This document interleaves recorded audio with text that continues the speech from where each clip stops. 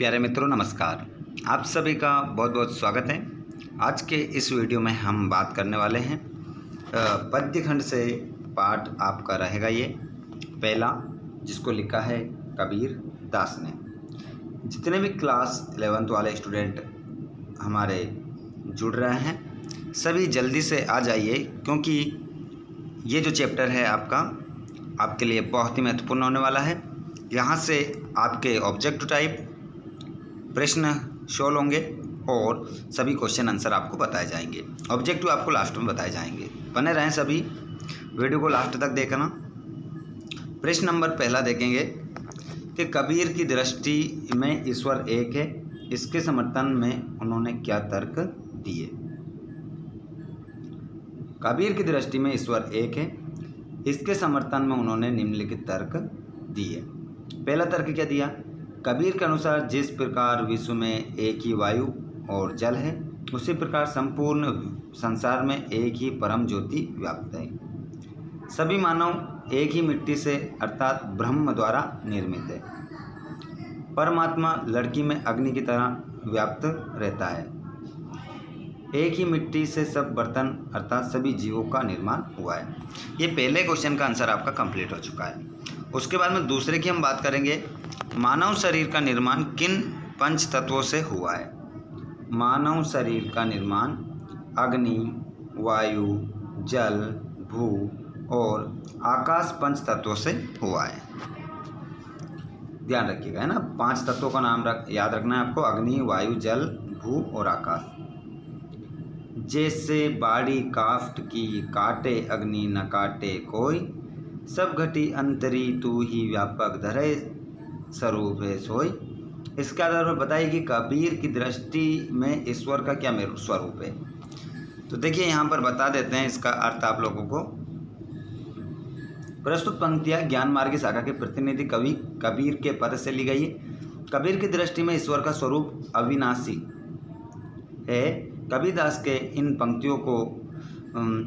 पंक्तियों का कहने का तात्पर्य यह है कि जिस प्रकार लकड़ी में अग्नि निवास करती है, ठीक उसी प्रकार परमात्मा सभी जीवों के हृदय में आत्म स्वरूप में व्याप्त है। ईश्वर सर्वव्यापक, अजर, अमर और अविनाशी है। बड़ी लकड़ी को चीर सकता है, परंतु उस लकड़ी में निहित आग को नष्ट नहीं कर सकता है। वैसे ही मनुष्य का शरीर भले नश्वर है, परंतु शरीर में व्याप्त आत्मा अर्थात परमात्मा अमर है। इस प्रकार प्रस्तुत पद में आत्मा को परमात्मा का अंश बताकर अद्वैतवाद का प्रतिपादन किया गया है। काष्ठ ही काटे शब्द में अनुप्रास अलंकार है। आगे देखिएगा अगला क्वेश्चन 4th वाला, कबीर ने अपने को दीवाना क्यों कहा है। तो कबीर ने अपने आप को दीवाना कहा है क्योंकि उनके अनुसार ईश्वर निर्गुण, निराकार, अजय, अमर और अविनाशी है और उन्होंने इस परमात्मा का आत्म साक्षात्कार कर लिया है। अब वे राग, द्वेष, अहंकार और मोह माया से दूर होकर निर्भय हो चुके हैं, अतः ईश्वर के सच्चे भक्त होने के कारण दीवाने हैं। क्वेश्चन नंबर 5th है और 6th भी यहाँ पर आपको दिखाई दे रहा है।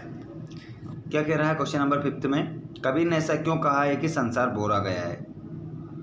कबीरदास इस संसार को बोराया हुआ अर्थात पागलपन की स्थिति तक पहुंचा हुआ बताते हैं। उनका ऐसा मानना इसलिए क्योंकि संसार के लोग झूठी बातों पर तो विश्वास कर लेते हैं और सच कहने पर मारने के लिए दौड़ते हैं। ऐसे लोगों को सत्य और असत्य का ज्ञान नहीं है। कबीरदास जी के कहने का तात्पर्य यह है कि संसार के लोग बाह्य आडंबरों में उलझे रहते हैं और ईश्वर के सच्चे स्वरूप को नहीं पहचानते हैं। जितने भी हमारे कक्षा 11 वाले स्टूडेंट जुड़ रहे हैं, आप सभी एक बार अपने दोस्तों को भी ज़रूर शेयर कीजिएगा। साथ ही चैनल पर पहली बार विजिट किया हो तो चैनल को ज़रूर सब्सक्राइब कीजिएगा। क्वेश्चन नंबर 6, कबीर ने नियम और धर्म का पालन करने वाले लोगों की किन कमियों की ओर संकेत किया है। देखिए यहाँ पर कबीर ने नियम और धर्म का पालन करने वाले लोगों की सबसे बड़ी कमी ईश्वर तत्व से कोसों दूर रहने को माना है। ऐसे लोग बाह्य आडंबर जैसे पत्थर पूजा, तीर्थ व्रत करना, नमाज पढ़ना, छापर तिलक लगाना आदि में उलझे रहते हैं और सच्चे धर्म और वास्तविकता से कोसों दूर रहते हैं। क्वेश्चन नंबर 7 आप देख सकते हैं, अज्ञानी गुरुओं की शरण में जाने पर शिष्यों की क्या गति होती है।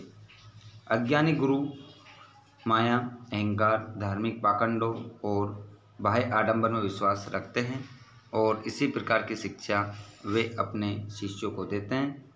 इस कारण ऐसे गुरु की शरण में जाने से शिष्य सही ज्ञान नहीं प्राप्त कर पाते और अंधकार की गर्त में डूब जाते हैं।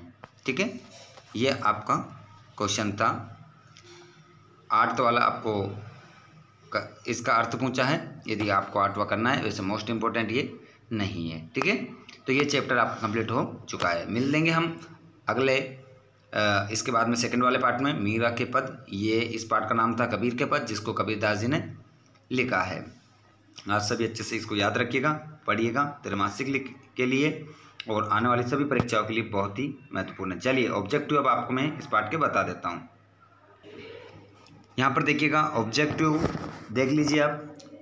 संत कबीर ने जगत को कैसा बताया, बोराया हुआ। ठीक है, ऑप्शन नंबर बी आपका राइट होगा। सेकंड वाले में आप देख सकते हैं, कबीर जी ने सत्य को जानने के लिए क्या आवश्यक बताया है, आत्मज्ञान को। कबीर जी ने किसका विरोध किया है, आडंबर का। सत्य को न जानने वाले लोग कैसे बैठते हैं, आसन पर समाधि में। सच्चे मार्ग में भटक कर लोग क्या गाते हैं, साखी शब्द। लोग किसके नाम पर दिखावा करते हैं, धर्म के नाम पर। घर घर मंत्र देने वाले लोगों को किसका अभिमान है, ज्ञान का। माया जाल में फंसे गुरु एवं शिष्य को क्या करना पड़ेगा, पछतावा। कबीर ने खुदा किसे कहा है, ईश्वर को। कुरान शरीफ का अध्ययन कौन करते हैं, मुसलमान। धर्म के नाम पर कौन कौन आपस में लड़ रहे हैं, हिंदू मुसलमान। कबीर ने किसको एक माना है, ईश्वर को। और कोहरा शब्द किसके लिए प्रयोग किया गया है, ईश्वर के लिए। और कबीर ने तूई किसके लिए प्रयोग किया है, परमात्मा के लिए। और कबीर ने के अनुसार किसे देखकर गर्व नहीं करना चाहिए, माया को। और जगत किसे देखकर आकृष्ट हो जाता है, माया को देखकर। कबीर के अनुसार मनुष्य निर्भय कब होता है, माया का त्याग करने पर।